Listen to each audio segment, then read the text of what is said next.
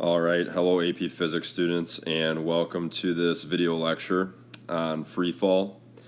And this is our last big topic in this first unit on one-dimensional kinematics. So to begin, we want to understand what free fall actually is. So we say that any object that is being acted on only by the force of gravity. Now, we haven't really discussed what the force of gravity is. But I think we're all pretty aware of what the force of gravity does for us. And we'll get more into the force of gravity when we get into Newton's laws of motion. But again, any object that is being acted on only by the force of gravity, thus causing an acceleration due to gravity, is said to be in the state of free fall. So to put that in more layman's terms, if the only thing acting on an object is the force of gravity, and the only thing that is changing an object's motion is the force of gravity, then we say an object is in free fall. Now there's two big keys to free fall that are right here. Free fall is a very idealized type of motion. So in physics, when we're talking about free fall, we neglect air resistance. We say that air resistance doesn't exist when we're talking about free fall. And then it's also very important to note that because we neglect air resistance, all free-falling objects, and I say near the Earth's surface, accelerate downward at 9.8 meters per second. Oh, and I have 9.8 there twice. It's 9.8 meters per second squared, or 32.2 feet per second squared. Now, I say near the Earth's surface there because in the real world, if we increase our altitude to a very significant degree, our acceleration due to gravity would actually decrease, and the acceleration due to gravity could vary depending on where we are in terms of latitude. But for our purposes, all free-falling objects are going to experience an acceleration due to gravity of 9.8 meters per second squared, or 32.2 feet per second squared. Now, a few notes just logistically on the mathematics of free fall. Because our acceleration is constant, okay, it's this constant 9.8 meters per second squared, or 32.2 feet per second squared, we can use the kinematic equations that we discussed in class, okay, because those all dealt with constant acceleration in the horizontal direction. So we can use the kinematic equations when we talk about free fall. However, because we're acting, or our motion is going to be in the vertical direction, the only change that we really make to our kinematic equations is that we're just going to replace all of our displacement expressions. So if we have x or change in x in a kinematics problem, well, we'll just change that to change in y, just so we know that we are working in the vertical direction. So again, kinematic equations work for free fall because we have that constant acceleration. However, we're just going to make one minor alteration just to make sure that we know we are working in the vertical direction.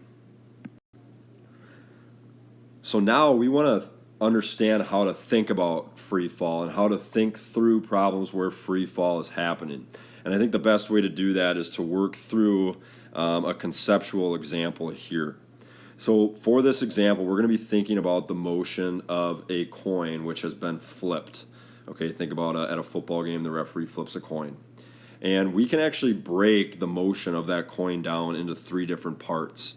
And of course, air resistance is going to be ignored for all three of those parts. Now, first, after you flip the coin, it is moving upwards, so we know that the coin has an upward velocity. Now, whether we can really tell or not, at the top of the coin's path, the velocity of that coin for a split second in time is actually zero. It actually stops its motion. And then, obviously, on the way down, the coin is moving downward, so it has a downward velocity. Now, for this scenario, I'm asking us to compare the acceleration vector of the coin with the velocity vector. So if we think about this scenario, our coin is obviously going to have some initial velocity after it's flipped, right? So let's just break this down into the two.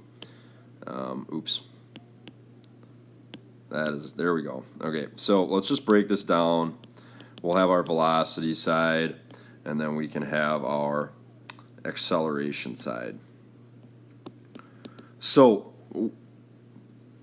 as this coin is being flipped, it's going to have some initial velocity. So we could just write, an upward facing vector there with some magnitude. We don't exactly know what it is, but there's our initial velocity vector, and I could write VI there so we know that. Now, if you think about a coin being flipped, it has that initial velocity, but then as it's traveling upward, the magnitude of that upward velocity actually decreases until it gets to, again, at one instant in time at the top, that velocity is 0. Now, on the way down, after it has been stopped, what happens to the velocity of that coin? Well, it actually increases its downward velocity magnitude, something like that. We don't exactly need to know precisely for this conceptual problem, but we know that it probably looks something like this. So again, our initial velocity, we have some magnitude, and then as we're moving upward, the velocity vector gets smaller and smaller and smaller until we're 0 at the top.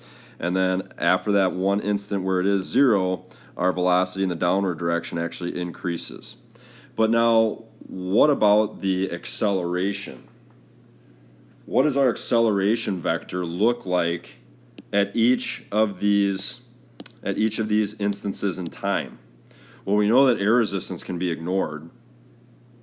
So we can consider this coin a freely falling object. So at any instance in time, our acceleration vector is going to be pointing down, but it's going to be the same magnitude the entire trip.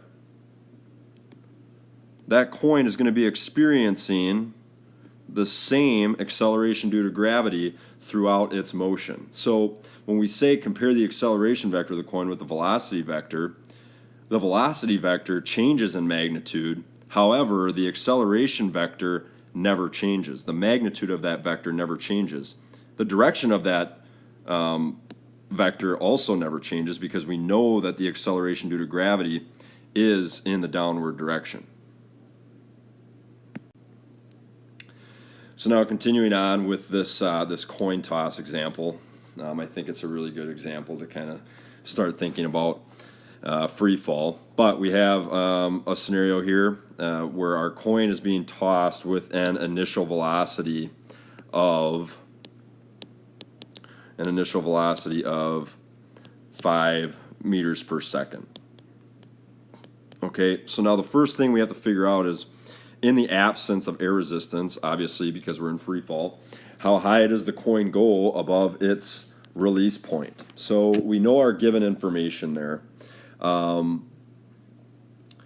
And we also, while it's not stated in the problem, we know that our final velocity in this scenario is going to be 0 meters per second, because at the top of this coin's path, at its highest point, it's going to have a velocity in that direction of 0 meters per second. So we know that. We also know the acceleration in the vertical direction, which is the acceleration due to gravity. So we can write negative 9.8 meters per second squared. And I'm writing negative 9.8 because our acceleration is in the downward direction. So we need to figure out what that displacement is in the y direction. So our relevant equation here is going to be, let's see here, one of our kinematic equations. So we're going to have, which one is that here? It is going to be our v final squared is equal to v initial squared plus 2a change in y. And remember, I'm putting change in y because our displacement is actually in the vertical direction. So we can rearrange this to then solve for our change in y. So we're going to get a change in y is equal to v final squared minus v initial squared divided by our 2a. So from here, all we have to do is plug and chug, and I think that you can handle that on your own. So we're going to get a height above the release point of 1.28 meters. So that is for part A of this problem. Now, for part 2, it is asking us what is the total time the coin is in the air before returning to its release point. So here we can just use our simple acceleration equation. So I'm going to just make this a little smaller here so I have some room to write. And I'll divide this up here. So here in this problem, we know again that our v initial is 5 meters per second. V final is 0 meters per second. And our acceleration due to gravity is 9.8 meters per second squared. And the equation that we can use, we need to solve for time, but we know that the equation for acceleration is change in velocity over a change in time. And we can extend this out, remember, and say that v final minus v initial is equal to, or over change in time. So this is extended out to then, represent this delta v here. So from here we can just rearrange this equation. So we'll have change in t is equal to v final minus v initial, and then that's all going to be over acceleration. And again, I think you can handle the plugging and chugging on your own. And we're going to get here for a value of change in time. We're going to get a value of 0.510 seconds. Now, the key to this is that this time is only representative of 1/2 of that coin's motion. Okay, this is only going from release to the top of that coin's path. So to get the total time the coin is in the air from release to when the ref catches it, and we'll just say that the ref catches it at the release point, all we have to do with this change in time that we found is multiply it by 2. So if we do that, we're actually going to get a time of 1.02 seconds. Okay, so I hope that this video lecture gave you some insight as to the concept of free fall and how we think about free fall and how we solve mathematical problems with the kinematic equations.